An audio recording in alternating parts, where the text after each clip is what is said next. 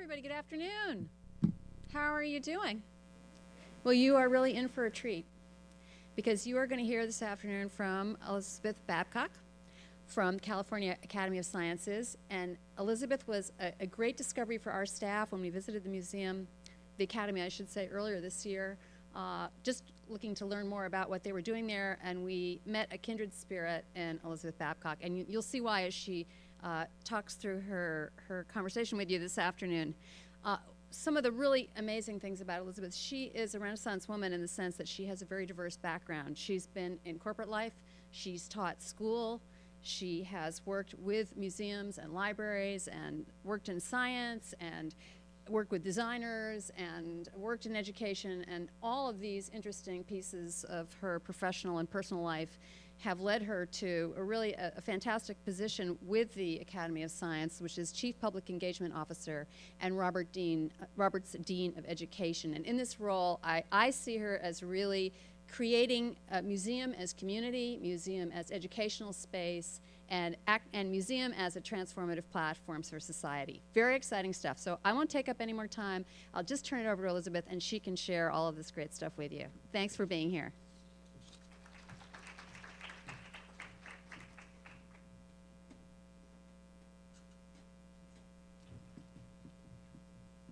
All right, I'm glad to see you all here. Can you hear me okay? All right, I'm going to stand here, and if I start wandering, you just tell me I wandered off the microphone. But here I am. I wanted to say first just thank you so much for coming to the session. I know it's after lunch, and I smell like barbecue because I went to this awesome place not too far from here and had real barbecue, which was wonderful coming from San Francisco, and I have Texas roots. I grew up here, so it's super to be back. So I wanted to say thanks for coming. And before we get started, it would help me a little bit to have a sense of who all of you are, like what kind of organizations you come from, because as you've probably discovered, this conference is filled with such a diversity of folks. So how many of you work in schools, for instance? Yay, teachers. Okay, how many of y'all work in like informal science, museums, aquariums, zoos, planetariums? Okay, right on. How about park districts? Okay, yay. How about corporate sector, private sector, businesses? All right. How about universities or research organizations? Terrific. And what other kind of folks? Anybody work for churches, religious organizations? Okay, good. Okay, so it's kind of a range, so that's great. So that'll help me a little bit as we go through here. What I'm going to talk about today, as you see, is really thinking about environmental literacy and how we can create regional and perhaps even global networks and alliances that are really going to help us advance environmental literacy. So to get started, once I figure out where to point my little thing, there we go.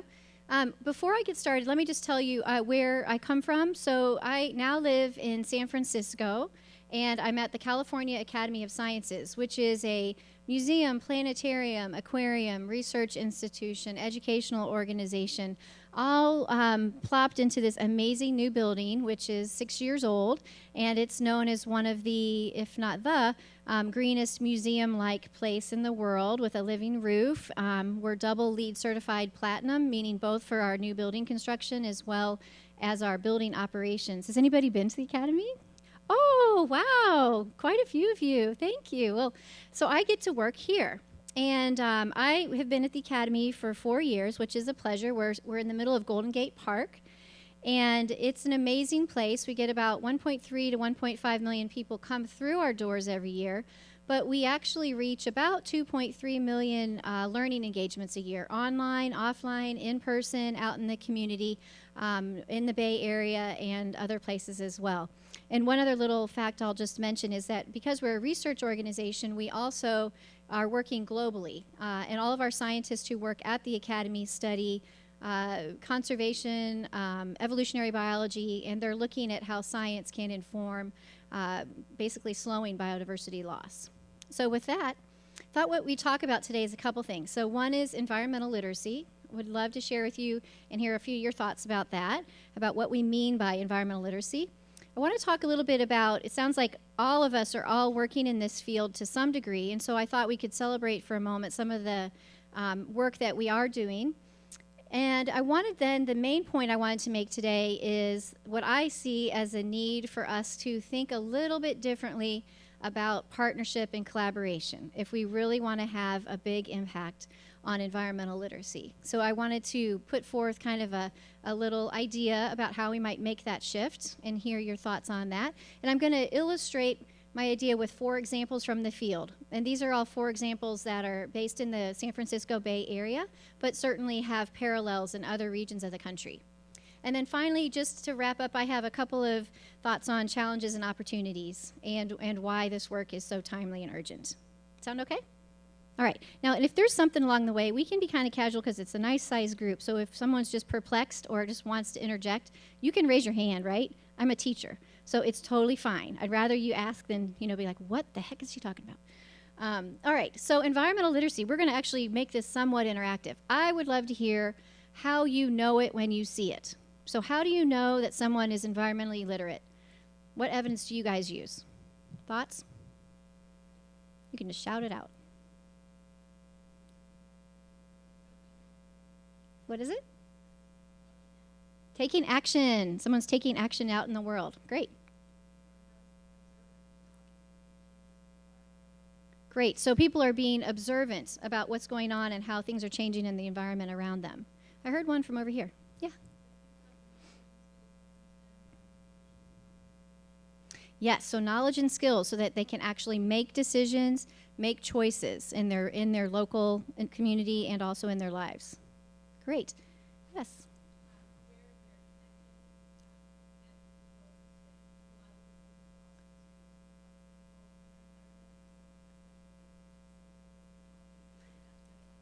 Great. So they connect not only to a place and to nature, but to each other in the context of a community. That's really, really important. We've heard a lot of that today in the sessions that I've been. Yes?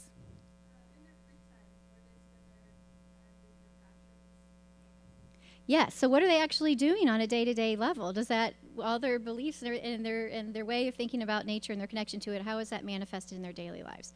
Okay, so those are all super, super ways to think about environmental literacy. And I wanted to just put forth, this is a draft definition that a bunch of us are working on. I have one of my colleagues actually from California who's on the Environmental Literacy Task Force. We're working on a draft right now, sponsored through the California Department of Education, to really think about what would it look like and what would it take in the state of California for all of our students, K through 12, to be environmentally literate. And so we are actually working on a statewide task force to put together some recommendations for the Department of Ed. And this is the definition that we're using right now as we're doing our work. And I thought I would just call out a few of the words that you all brought up already. One is foundation in the sciences and understanding also about critical thinking and cultural sensitivity, right? And then we heard, how many of you guys went to Dr. Bullard's talk this morning about environmental justice? I think that's an absolutely critical part of this, and in California, that's really especially important too. Similar to the South, we have a very diverse population in California and sections of the state that are just absolutely, have been the, target for things that are really troubling. We also talk here about making informed decisions, and so that came up here, right? So being able to make decisions and act on stewardship and for the environment. And then my favorite part of this definition is this notion of healthy communities and resilience. Those are 2 really key words. It's not just about healthy nature, but it's about healthy communities, including people, because we're part of nature, right? We are part of nature, and we're part of communities, and really thinking about resilience. Okay, so I come from a state, then, that is actually, on all the charts you saw this morning at the keynote, actually, we're doing pretty well on a lot of measures of environmentalism, but there's always work to be done. But this is something that I'm kind of excited about. Now, one of the things that we do know is that environmental literacy is actually a global challenge. And so I wanted to share with you real quick an example of one aspect of environmental literacy, which I kind of think of as being able to use big data and visualize and communicate and tell a story about what science is telling us about the impact that we're having on the planet, okay? Because part of environmental literacy is also being able to articulate the changes that are happening. So this story goes like this. So you see there the western coast of California. And do you guys got any guesses about what that green line is on the coast? A fire? No, not fire, but we do have, there's very similar diagrams like that go all around where all the earthquakes are. That's a good guess, though. Not earthquakes or fire. Huh? No, it's a plant. Yeah. Sort of. But what is the green stuff? It's a plant. What kind of plant? Redwoods. Yeah, okay. So that's actually a diagram based on real collections data of all of the specimens from different natural history museums around that have collections of where coastal redwoods along the western coast have lived historically and actually currently. And that data was then layered with mapping data, GIS data, to show you what the current extent of the coastal redwood distance is and the amount of area that coastal redwoods play. Now, if you aren't from California, coastal redwoods are an iconic species that is a very unique ecosystem on the western coast. They're absolutely gorgeous, like Muir Woods. Have you ever been to Muir Woods? Okay, think that if you've been there. All right, now, so this is what it's like now. But one of the things that we, oh no, my pictures aren't showing. Oh, there they are. Oh, wait a minute, hang on. Okay, well, there's supposed to be a picture there of how they are now, but we're not going to get to see that for some reason. It worked earlier. I'm so sorry. Okay, well, I'll show you the future. This is the future. Okay, and it's a lot smaller than if you had seen the actual picture of what it will be in 2020. So by 2090, the optimistic image, as you can see, shows quite a thinning of the distribution of those coastal redwoods. And by a pessimistic scenario actually shows not only a thinning of the distribution, the width, but also a truncation on the north and south. And so one of the things that, why I showed you this as an example is that, as I said, environmental literacy is not only making decisions and feeling equipped to take action in the environment, but it's also about having that literacy to be able to interpret and understand how science and collections data and other kind of data inform the kind of decisions we're going to need to make, all right? So, in other words, in my mind, when we think about environmental literacy, I think we need to raise the bar a little bit, okay? So it's not okay for us just to be, in my opinion, we need to go a little bit beyond what we might usually think, which is people understanding, the water cycle and the rock cycle and photosynthesis and all that. But to be thinking about those questions that you heard about this morning, environmental justice, to be thinking about things like big data and what is big data telling us and how can we use that kind of information to inform our decisions and how does it, when we do that and visualize what we know now is happening on our planet, how does that change how we feel and connect to our planet and the kinds of things we want an environmentally literate person to think or do, all right? So with that, I wanted to actually spend a couple minutes just talking about all the things that we are doing that's really positive. All of us here, all of you who are involved in this work. Well, we're all working on discoveries that can help us slow biodiversity loss. So at the Academy, our scientists are deployed globally, and they're documenting as quickly as they can the kind of biodiversity that exists and the interconnections between it, and also what's happened over time. Because we're a natural history museum, we have collections that go back 110 years. And so we've already used those to be able to map changes that are happening in local and global sites and are sharing that information with NGOs. All of us are focused on, those of us who have collections, also creating libraries of life. So those collections, not only that we have that are historic, but the collections of things that we have now, too, are going to be really informative for the future. So that's another part of the work that we do. A lot of us are involved in protecting and restoring open space. So here you see some of our volunteers who are part of our citizen science project. How many of you guys do citizen science? Does anybody run citizen science programs? Super. So if you don't know what that is, it just means deploying masses of members of the public as volunteers to help advance and accelerate science. So they work alongside scientists doing things like collecting data, sharing out findings, creating communities among themselves. A lot of us are involved in reconnecting people to nature. So you guys are familiar with the No Child Left Inside movement, Richard Louv and all of that. It got a lot of traction and a lot of attention. And I think that for many of us, that just kind of summarizes what we've been working on and what we know, which is people need to understand they're part of nature. A lot of us invest in educators. Yay, teachers who were there, who raised your hand earlier. So helping a teacher become a more effective environmental education teacher, or a more effective language arts teacher, or a more effective math teacher, or a music teacher, or art history teacher, all of those are important because you can tell the story of the environment through those subjects. And so these teachers are actually out on a boat with the Academy. They're part of our Teacher Institute on Science and Sustainability, which is a 2-year cohort program for grades 3 through 5 for teachers to help them teach science through a sustainability lens. So these are some of the investments that are good in the long run. How many of you guys work at a place where you do field trips?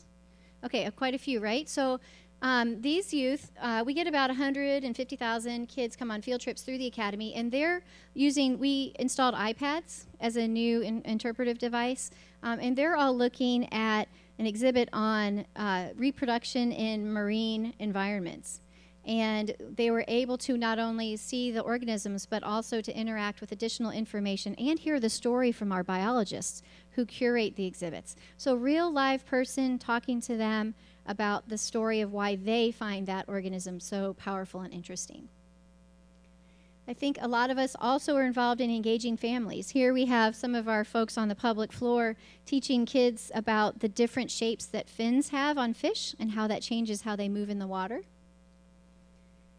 And we also, here we have, we do programs at the Academy that are kind of hard to describe. This one's a hackathon. Okay, now there's a hackathon going on here as part of this conference. Well, in this case, we hosted a 2-day hackathon at the Academy, an overnighter.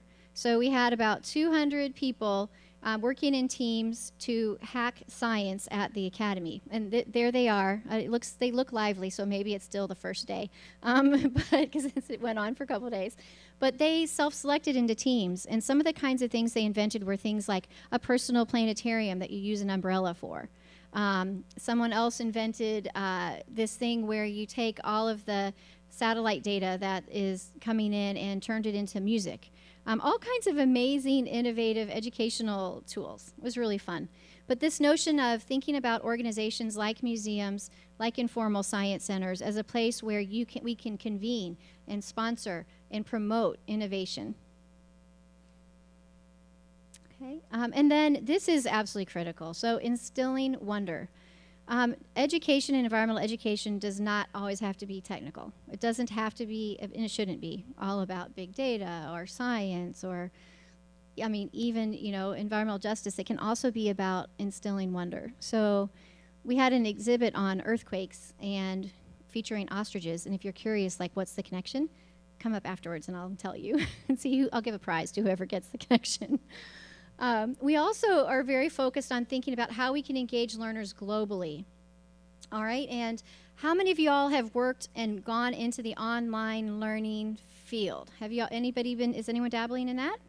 Working that a little bit? Okay, some of you guys. So we have a biodiversity course that you are welcome to take. It's on Khan Academy, which is a platform used by educators globally. And we have tens of thousands of people taking this course virtually with us. It's not one where you have to take it at a certain time. You can view it and do it whenever you want and in however much amounts that you'd like. And this has been an exceptional experience for our curators and our scientists and our educators and our learners in Poland. We have a huge following in Poland. I'm not sure why, Poland in particular, but we've been dabbling in the online space on iTunes U, on Khan Academy, and other platforms too. And I think one of the things that environmental education should be thinking about too is how are we leveraging digital media and technologies? We saw some powerful commercials, right? Did you guys see those yet? The one about soil and Mother Nature? We should have a discussion about those because those are pretty intense, huh? But how are we using digital media and online learning to advance our education initiatives as well? And then resilience. So this is San Francisco, okay? So I love this picture because it's mostly concrete with a big blob of sort of nature in the middle, right? But this is a park within San Francisco. San Francisco has 27 or 28 natural areas, of which this is one. And one of the efforts that we've been engaged in is engaging local volunteers from San Francisco and beyond to work with us and Nerds for Nature and some of the other organizations to do bioblitzes in these natural areas, and all 27 or 28 of them, working with the city and county of San Francisco to figure out how, once we know what's actually living in all of these open spaces, how can we connect these with greenways and green pathways? And how can we ensure that we're really paying attention to the biodiversity that is already in the city that people might not even know is there?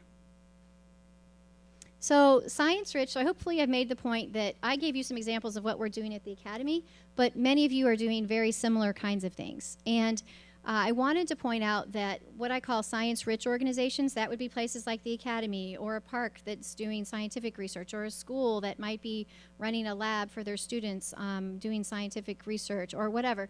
All of us who are science rich organizations, we play a huge role in environmental literacy. And here's some stats that I found absolutely astounding.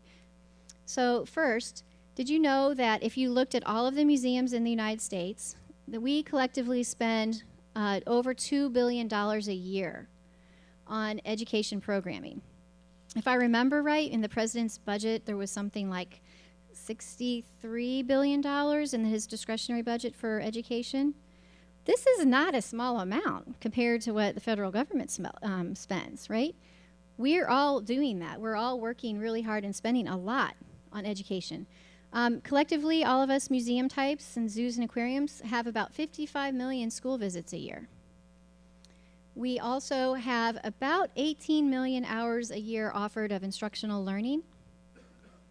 And we have over 1 million hours a week at our places being donated by volunteers. So collectively and collaboratively, if we think about ourselves as a core to be deployed, this is powerful, and it could be more powerful. So we have these huge problems. This is an earthquake propagating through the crust of the earth, part of a planetarium show that we created. But the problems are big and complex, right? But our solutions have to be as complex and big as well. All right? And so the main point that I want to make today is I really want to talk about what we need to do in order to have a bigger impact.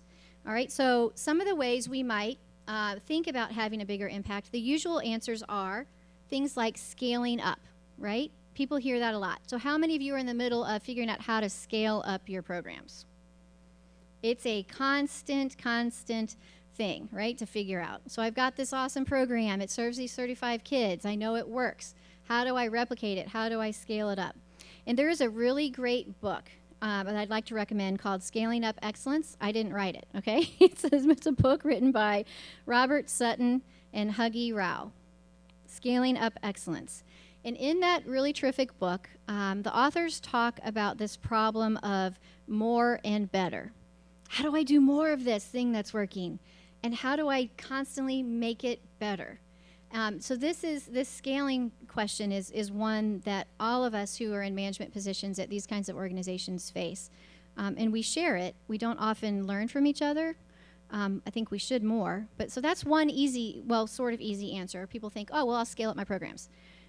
What's the second kind of thing that we usually say when we say, how can I make a bigger impact? If you're not scaling your programs, what else do we often think of that we might try?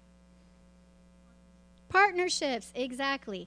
Partnerships. So how do I partner with somebody else? And if we get a bunch of us partnering together, we've got to be having a bigger impact because there's more of us working on it and we're working together and it all sounds great. Well, it is good, but I would like to make the argument that we need to go a little beyond partnerships, all right? So here's the crux of, if you only remember one slide, this is the slide, okay? So here's my argument.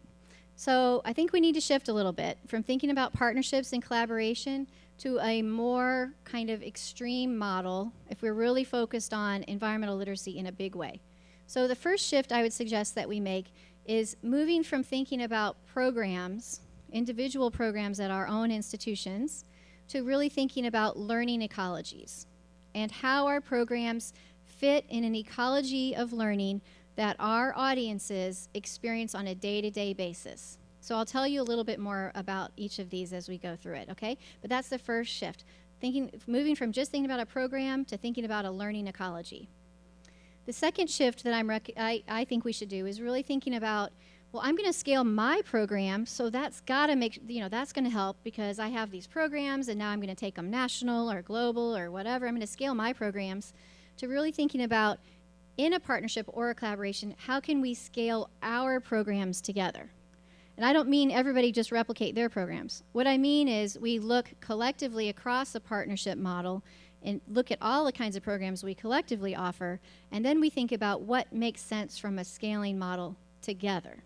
Okay, so going from scaling mine to scaling our programs. Third is moving from thinking about small scale impacts and insights to really thinking about larger systems change. Okay, so rather than thinking about, and this is not bad at all, because I want to know this, but rather than thinking just about an individual learner's outcomes, or maybe your target audience is a school and the science teaching culture at the school, those are super, super important. But rather than thinking about those relatively small scale, if you're thinking about the giant picture of environmental literacy, how do you think instead about the systems of science education overall? Or the system of environmental education overall. Okay, so moving from small scale insights to thinking about systems change. And then finally, how do we move from partnerships, which I think most of us say we're probably engaged in several of these partnerships, to a model that's really collective impact.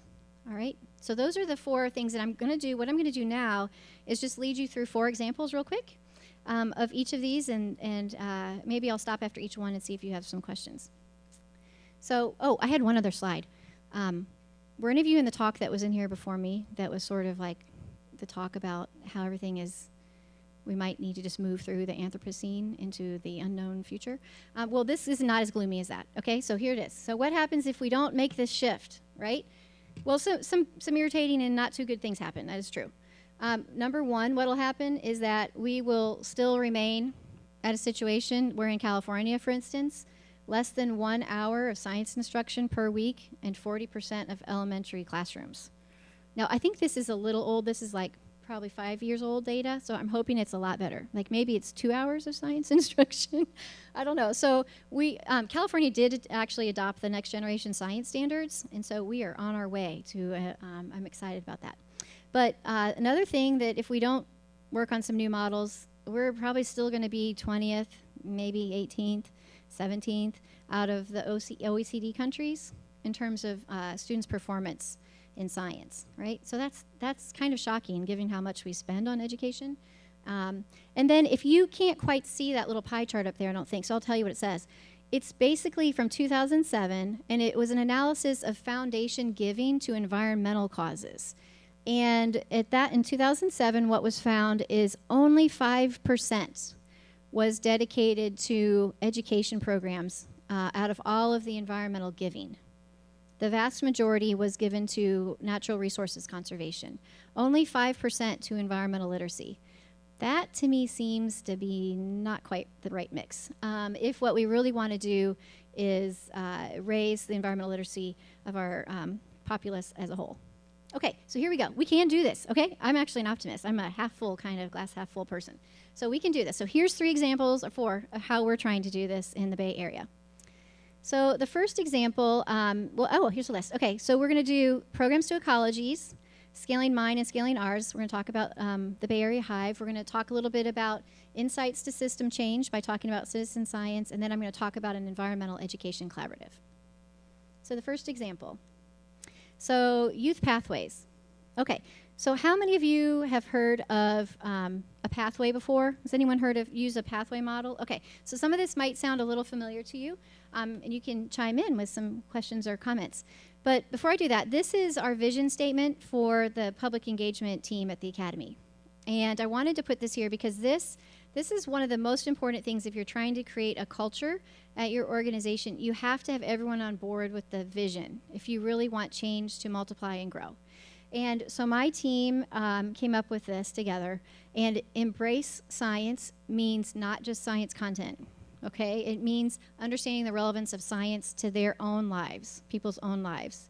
and understanding the nature of scientific inquiry.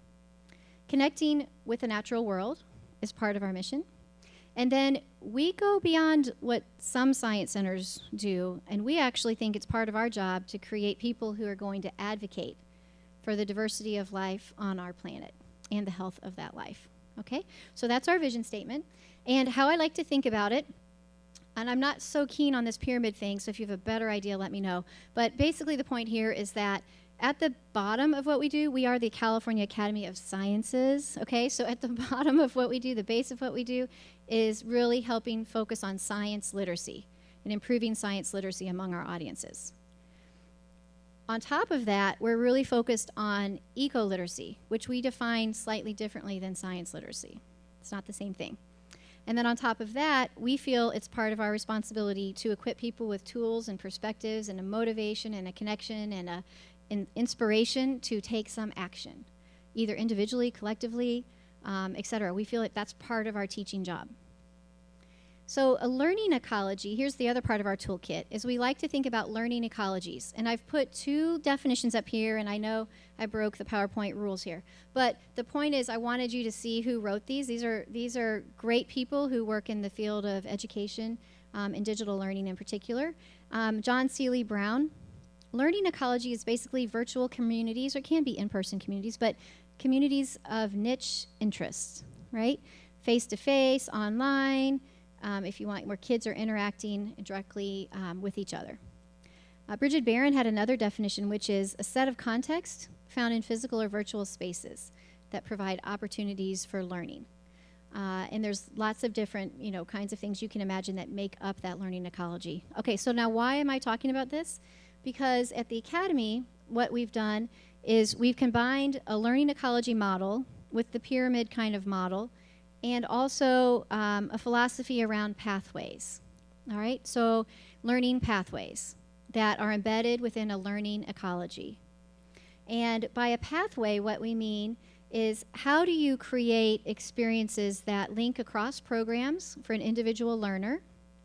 So if I have a 5th grader who's graduating from my enhanced field trip program, how do I help that 5th grader move into our 6th grade Teen Advocates for Science communication program? So how do I create that pathway? What are the structures I need to put in place? Pathways also focus on reducing barriers of access for educational programs. Sometimes we're not aware of those. We think it's pretty obvious and they're open and the programs are open to whoever, but actually reducing barriers in a very thoughtful, user-centered way is key. Focusing on the learner's journey, not the institution's journey, the learner's journey, and what people need to continue to improve their mastery and interest. You guys, how many of you do badging? So badging, no? Oh, cool. Okay, well, how many of you ever heard of a Girl Scout badge? Okay, right? So remember that, and you sewed it onto your vest, right? Well, in the field of education now, there's this big thing about badging, which is alternative ways to certify or demonstrate that somebody has mastery over something. And there's an entire digital world now of digital badges. Go to the Mozilla Foundation and type in open badges if you want to learn more. So systems for recognizing increasing mastery, youth, voice, and leadership. You can't have a pathway program if it's all about, oh, I think the institution thinks it should be this way. It's really about empowering the youth to help co-create the experience with you and co-design it. And then if you're committed to a pathway model, you're in it for the long run. This is not a short-term thing that you can fix up in a year. All right, so now I'm going to share with you an example that we've been working on. We're entering our 4th year. So this is our pathway portfolio, learning ecology, boiled down to a rather boxy-looking chart. But let me just tell you what it is to give you a flavor. So along the bottom, you actually see the grade levels. So in our youth programs area, which is the example I'm going to use right now, we serve middle school and high school students in out-of-school time. All right, so this is all stuff that's done in after school and over the summer. And we've created this. We went from having one program 3 years ago to now having this whole collective of programs. But we designed it intentionally for each of these experiences to link to the others and to provide youth with a structure that allows them to move between them and to enter at one point and move into another program. So some of the examples of these programs include our Careers in Science program. It's a 4-year internship, this paid internship. The students do science. They actually develop experiences for the public floor and deliver those to visitors. And they're ambassadors out in the community for us. And we're basically teaching them how to be youth leaders in the area of environmental literacy and science literacy. Here they are out in the field. They actually publish alongside our scientists, so it's a really authentic experience. We also have the Teen Advocates for Science Communication. These are youth who are interested in the arts. So if you're really developing a pathway program, you need to do user research with youth. How do they want to engage with your topics, with your expertise, with environmental literacy or science education? In our case, in San Francisco, we wanted an arts-based program as well. So these youth create flash mobs, which is what they're doing right now, one on earthquakes. They create fashion collection shows. They also create theater that they do on the public floor. So it's one more path into science communication for them. The Science Action Club is a middle school citizen science program that's done off-site. And we actually have, it's a train-the-trainer model. So we have trainings for the after-school program providers themselves to implement a citizen science program, but in a club setting. It's fun. It's about the youth leading it. And it's, as I said, it happens off-site, but here they actually came back to the academy to do a showcase of their work. We also do a lot of digital learning. So we've done a program with these youth to create an app for visitors to a local park. Here we have youth creating documentary films, interviewing our scientists about topics like climate change. And so all of those are some examples, but each of these programs fits together. So for example, we have do you guys know what Edutopia is? So that's another really great resource if you want stories about impactful education, Edutopia, E-D-U-topia. And we have a story on Edutopia right now about a youth who entered through our Science Action Club in 6th grade. She did that program, loved it so much that she applied for a Careers in Science intern, got that, worked into that, and then she's going off to college, and now she comes back as a program assistant. So that's an example of how, so part one, which is really moving from just thinking about an individual program to thinking about the linkages between the programs. Okay, so second example, I'm going to talk to you about a non-environmental collaborative. This one's called the HIVE. Okay, so the HIVE is a digital learning network that is getting started in the Bay Area, but it actually already exists in other cities, in New York, Chicago, Toronto, London, Tokyo, and other places.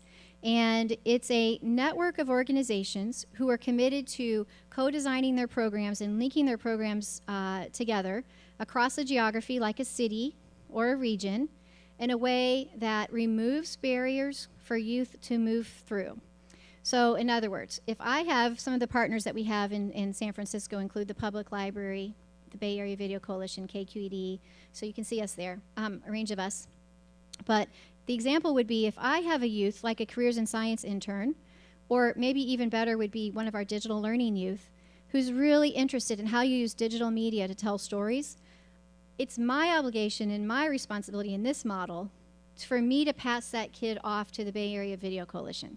So how am I preparing them to continue their interest and their mastery in digital media and link up my program and design my program so that it intersects nicely and ties together nicely with some of the programs in the rest of the learning network. It also involves setting up the infrastructure that you can, so that you can actually see how kids are moving through this network and this learning ecology of different opportunities. It also allows you, a model like this, also lets you figure out who is not getting any, in this case, digital learning.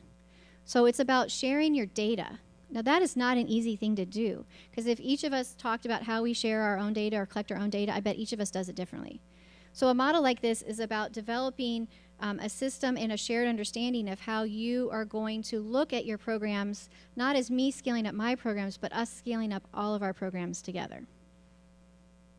So our vision, as I said, is to really forge some new models and to really get youth engaged in their communities through a pathway.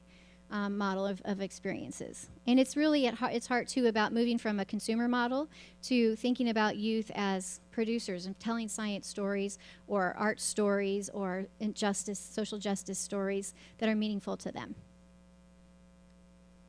Okay, and then I'll just culminate with this example. This was one of the programs that the HIVE put on. It's the Teen Science Night. And we had over 1,000 teenagers. It was only teenagers, except for some of the staff. We had staff, but no parents, no guardians, just teenagers. At the academy, actually, we hosted it from across the Bay Area. They delivered the science programs to each other. So it was like a nerd night. They call themselves that, geeking out night, like not me saying that, but the teens who are science people all got together, 1,000 of them at the academy, and all of these youth, this was the youth design team, okay? So the 80 of them designed the evening and delivered it. It was amazing. It's the second one we've done. If you're interested in that model, that's the kind of event that the HIVE puts on. I'm happy to share more details about it. And I love this next picture because there they are. The youth are ready to come in, and that's the design team waiting to open the doors. Okay, so two more examples. Third example is about a citizen science example. And it's an example about how do you move from small insights to system insights. So at the Academy, we're hosting and helping to convene a Bay Area Citizen Science Coalition. And these are some of the organizations that are involved. There's actually over 70. Each of these organizations is involved in some aspect of engaging volunteers to help document, share, learn from each other about biodiversity alongside scientists. So each of these, I'll give you an example, like each of these organizations, like the Academy, I mentioned already, the BioBlitz, where we're deploying volunteers to help document what lives in some of the open spaces in San Francisco. That would be an example of a small-scale project.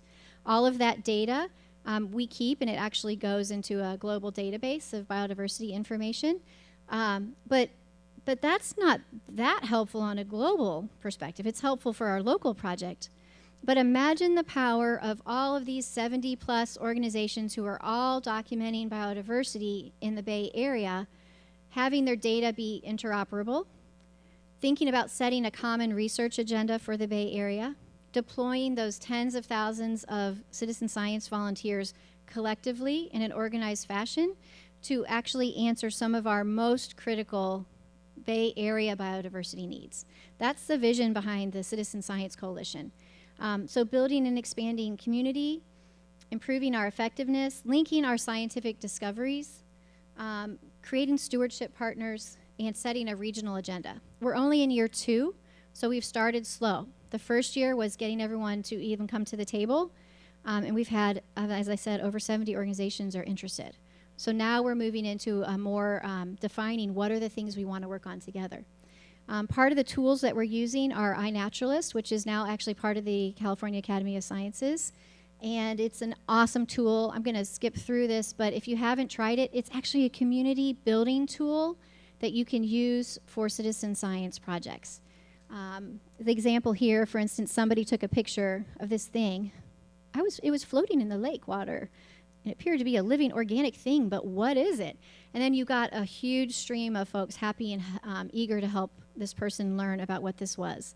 And that data then goes into a global biodiversity informatics forum, which is used by scientists around the world. All right, last example.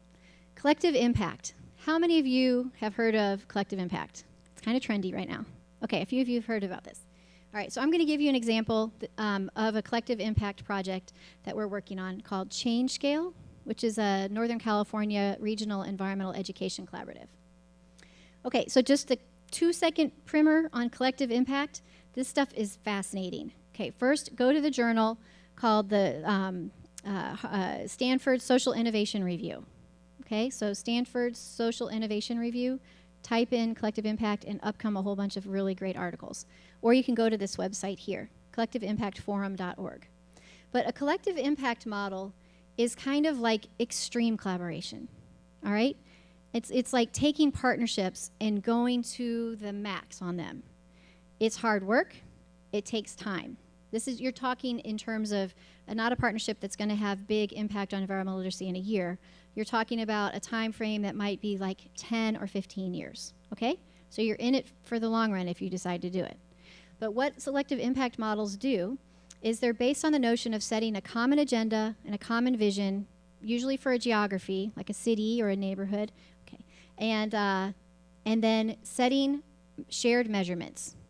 So this means everybody agreeing that the 2 or 3 or 5 indicators of success on environmental literacy, for instance, would be A, B, C, D, and E, and everybody agreeing to measure towards those in your collaborative. It involves creating activities and programs that are linked and aligned towards those indicators of success, trust, constant communication, a backbone organization. That means somebody has to think about this every day. This can't be my part-time job. This has to be, well, it is my part-time job, but it has to be something that someone is hired to actually run, or else it falls apart. And my experience is, you know, I mean, you guys all do this, but I think for about every hour of program delivery you do in a thing like this, it's like 4 to 6 hours of collaboration time. But the results can be amazing. So there's a ton of examples that you can read about in all different fields on that website I told you. But what we're doing is setting up an environmental education collective impact project. In Northern California, we're in 12 counties. These are some of the lead founding organizations, but we have over 100 organizations that are interested in taking part and have already been taking part in some of the activities that we're doing. So I just have a couple more slides here. This is our theory of change. And basically the short version is our goal is to raise the profile of environmental education in the Bay Area, to improve the quality of environmental education and its relevance to the diverse audiences and people that live in the Bay Area. And we also know that we're very committed to raising additional funds and engaging stakeholders of all kinds to increase that little sliver of that pie that I showed you that funds environmental literacy work. Our ultimate impact that we're seeking is that every generation is inspired with the environmental know-how to create healthy communities and a healthy planet. So how we're doing this, for 2015, because we're on year 3 of our collective impact project, first year was spent all of us getting us all together and building trust, starting to figure out what we want to work on together. Second year was just some strategic planning. And then this third year, we're implementing some pilot projects, including some professional development training on environmental education and environmental literacy. We're doing a pathway model with San Francisco Unified School District, or we're hoping to. We have a proposal with them that we've been co-designing together from the scratch, from the beginning. And we're also doing training. We did a training that at Microsoft that they hosted us to do, where we invited many collaboratives that already exist around the region to come together for a training together on collective impact. So supporting existing pathways. And then Research Council, we're really committed to integrating primary research on what we already know about how people learn about the environment and the way that they see themselves embedded in the environment into our program design. So our partner, a research partner, is Stanford University. This is just an example of the model that we're working on with SFUSD. Right now we're thinking it's an upper elementary kind of pathway model. So I can give you more details if you're interested in that. Okay, so in conclusion, there are 4 challenges and opportunities I just want to finish with as you start thinking about this shift in thinking. First, scaling. We talked about it a little bit, right? Here's another great resource for you. There is, if you go to the Bridgespan group, they have done a lot of writing and thinking about scaling models, and Jeff Bradich gave a great talk that was super inspiring to me. But when you're thinking about scaling your programs, there are so many different ways to think about scaling, and I found his paradigm or his framework to be really helpful. Some of them are organization-centric models, where you're really focused on doing things like using existing networks that already exist out there to scale your own program. And some of the models are field-centric. So it's really thinking about scaling doesn't mean actually having to take your exact program and replicate it other places in its same intensity. You can also think about about leadership pipelines as one model. So there's lots of examples. You can read more about that. But just know that there's resources out there to help you think in a little bit more sophisticated way about scaling that gives you more choices. That'll help. The second opportunity for us, I think, is funding and funder collaboratives.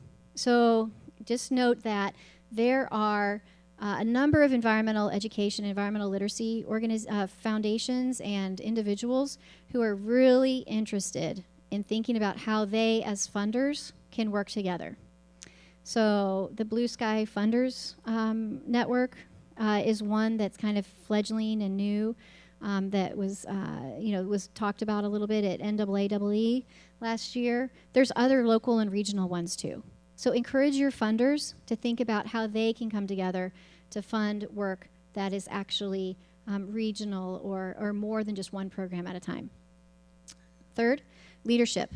All of this work, those shifts in paradigms, that shift in thinking, it takes leadership. And it can't just be you. You can't be the only one at your organization who's thinking it like that. Because then if you leave, the whole thing crumbles, right? So really thinking about your succession plan and how are you equipping and bringing your whole team along in this journey to really think differently. And finally, time to collaborate in the sense of urgency. I already mentioned this. This work is time intensive. But the outcomes and the impact that you can have if we move from thinking about, my program to all of our programs together, or as I said, from just scaling up my stuff to scaling up all of our stuff, or moving from measuring impact in my one program to thinking about a collective impact for a region, that's what we need if we really want to solve the environmental literacy challenges that we face. We need to move beyond our own organization to think about working with others. So I'll just finish with a question, which is these little guys, it's called our Little Learners Lab. And I just wanted to say, well, what pathways and what future are we going to create for them? And even at that age, actually, they can help us figure it out, right? So how can we figure it out together? So that's all I have. Thank you so much for your time and attention. Thanks. Thank you. So I think we have about 7 minutes for questions. Happy to answer questions. Oh, and there's a microphone if you have a question. Yes, ma'am.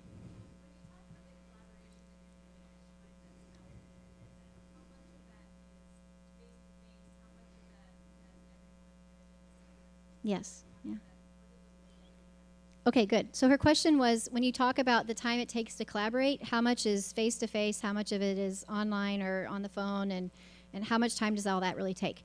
It takes a lot. Like I did calculate it once, and I really do think it's about at least 4 hours for every hour of program delivery, depending on what kind of collaboration you're doing. But I would say the lessons that I've learned from doing a lot of these extreme collaborations is that you have to build trust face-to-face first. So when I mentioned ChangeScale, which is now in its 3rd year, all the initial meetings and discussions of the founding 9 organizations were face-to-face. And they were long. They were, like a whole day at a time. And that has been so absolutely critical. Because we know each other, we trust each other, we understand each other's perspectives, we feel like we can actually be really frank and open with each other. And it's so important to build that trust. And you also have to be really careful about how you get it started. Like who's at the table from the beginning. That inclusivity thing and the way you think about who's at the table is going to determine your success or failure. So depending on what your goals are and what collective impact thing you're trying to tackle, ChangeScale included some very small organizations and some very big organizations on purpose, and that's been very helpful. We also have made mistakes along the way. So there's even some smaller organizations that feel like we should have more, should have included them even more earlier. So there's always things to learn. So face-to-face is really helpful when you're getting started on this stuff. Thanks. Other questions? Yeah. Yeah, thank you. Yes.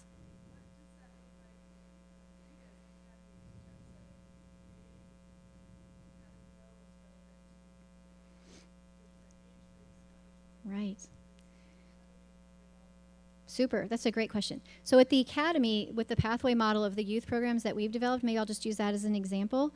Relevance, how we know what's relevant is we have the youth design the program.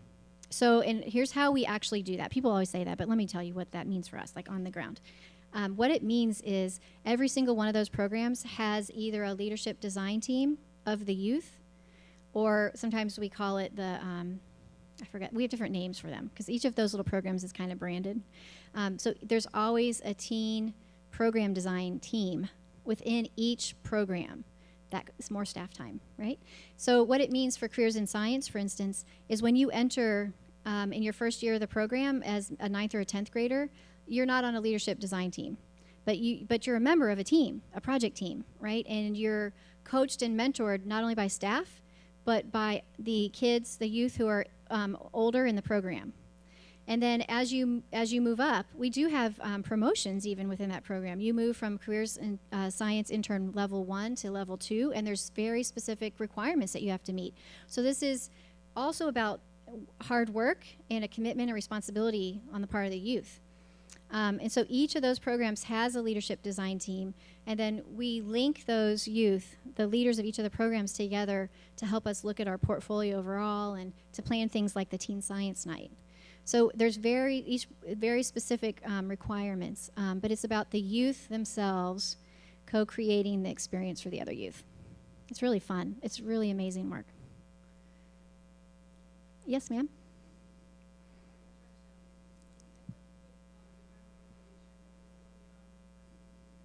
Great.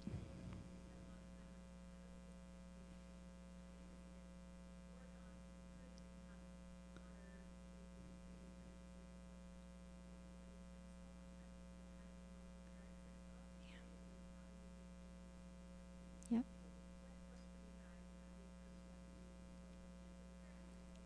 Yeah, that's great. I would say you need to do 3 things. One, some of the programs and some of the work that you do should be as a family unit with the parents and the kids learning together, because then you're modeling not only for the youth, the kids, but also for the parents. So it's kind of like when we think about student field trips and we deliver a class for a student field trip, we don't design it just for the students. We design it so that we're modeling for the teachers how to do inquiry-based science learning also. So it's kind of a 2-for-1. Okay, so that's part 1. Part 2 is I think there are some programs where it's you should do directly with just the students or the young kids, because then you don't have to try to balance the needs of 2 different audiences at the same time. And then absolutely there's some programs you should do just for the parents. And those can be workshops on things like, one of my most favorite projects that we did was at another organization, and I partnered with 2 university professors who used our educational program. It was a young early childhood family program as a lab for them to study how parents and the way they communicate with their kids influence their science learning. And so we used that program together as a lab for changing our program design. It influenced everything from how we wrote labels to the kinds of topics we covered. So I would do all 3. And I would really encourage all of you to think about how you can reach out to local universities in your area and find a research partner. So I didn't even get into it at all, but I'm a big fan for moving way beyond classic program evaluation, which is good for some things, to really thinking about that continuum of evaluation and research. How can you do both in your programs? Yes, sir. Oh, he's going to use the mic. Right on. Good afternoon. Hello. Thank you, Elizabeth, for your presentation. You're welcome.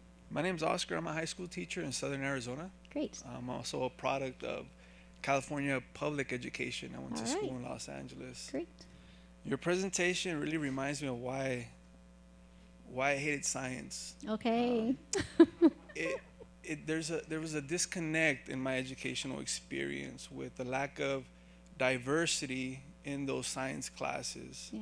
I mean, I was in a classroom where the majority of the young people there were low income, minority of color, and there was a middle class white instructor, science teacher. Your presentation reminds me of how the environment has been hijacked by the scientific community, the middle class white professionals, And your last slide has your second to the last slide.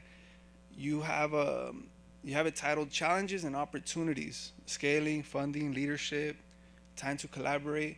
I wanna encourage you to look into improving the diversity within the scientific community. Yeah. In California, you have you don't have a lot of people. You have small pockets of people that are focusing on environmental justice, that are participating with communities of color, low-income communities, and engaging them with environmental literacy. Right. We need to find an opportunity for engaging that population. Yeah. I teach government in U.S. history. I don't teach science. I teach environmental literacy, and I incorporate citizenship as much as possible. Okay. And the pyramid that you provided for me is upside down because I teach it from an advocacy perspective. Right. Because the reality in the communities that I work in, there needs to be that advocacy, that immediate advocacy, because those communities are suffering. And so I want to challenge you with the funding and the resources that you guys have to be able to work with those communities that are most in need. Yes. Okay, so I so love this. This pyramid has been bothering me. If it's inverted, the pyramid, something's wrong with that pyramid picture, like I said. So I love your idea of inverting it. And it's really about starting with the action part. So I'm going to absolutely think about that. Or maybe it's not even a pyramid. Maybe it's some other kind of diagram. But well taken. I really appreciate that point. And the other thing I'll mention is that this question of even within the environmental movement itself, an environmental education field, as well as the science field, there is that problem of representativeness. And there was a study recently done in environmental education that we environmental educators are not representative of the populations that we are working with or hope to serve. So it's pervasive not only in science but also in environmental education and the environmental field as a whole. I will mention that what we've been trying to do at the Academy is a lot of our programs are actually targeted to in the careers in science, for instance. That program is actually designed for kids who come from populations underrepresented in the sciences in particular. But diversity can mean a lot of different things as well. So your point's really well taken. Maybe you can come up afterwards and give me some other suggestions on my pyramid. I love that, inverting it. I've been told that we're out of time. Thank you so much, and I'll hang around over there somewhere if there's other questions. Thank you very much for being here.